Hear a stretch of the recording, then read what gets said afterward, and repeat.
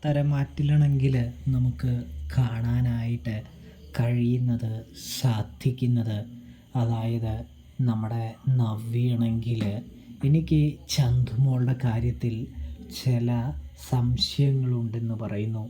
ചന്തുമോൾ ആരുടെ കുഞ്ഞാണ് എന്നുള്ള ഒരു സംശയം എൻ്റെ മനസ്സിൽ നിലനിൽക്കുകയാണ് എന്ന് കൂടി നമ്മുടെ നവ്യ പറയുമ്പോൾ അതിനിത്രമാത്രം സംശയിക്കേണ്ട കാര്യമെന്താണ്? അത് ആ ചതിയനായ ആദർശിൻ്റെ മകൾ തന്നെയാണ് എന്ന് അഭി പറയുകയാണ് കേട്ടോ. അപ്പോഴാണെങ്കിൽ നവ്യ ചോദിക്കുന്നുണ്ട്, അതിന് ആദർശേട്ടൻ അത് ആദർശേട്ടൻ്റെ കുഞ്ഞല്ല എന്നല്ലേ പറഞ്ഞുകൊണ്ടിരിക്കുന്നത് അഭി എന്ന് ചോദിക്കുമ്പോൾ അത് സത്യം തന്നെയാണെന്നേ നവ്യെ, അത് അങ്ങനെ തന്നെയാണ്.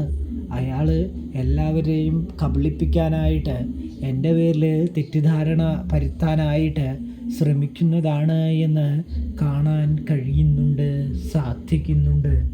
ഇതേ സമയം നമ്മുടെ നവ്യ പറയുന്നുണ്ട്, എന്തൊക്കെയോ ഒരു സംശയമുള്ള മാതിരി എനിക്ക് തോന്നുന്നുണ്ട്. എന്നിരുന്നാലും ഒരു ദിവസം ചന്തുമോളുടെ DNA ചെയ്ത് നോക്കണം എന്ന് പറയുമ്പോൾ തന്നെ അഭി പേടിക്കുകയാണ്. അഭി പേടിക്കുന്നത് കണ്ടതും നവ്യ ചോദിക്കുകയാണ്, എന്തിനാണ് അഭി നീ ഇങ്ങനെ പേടിക്കുന്നത്?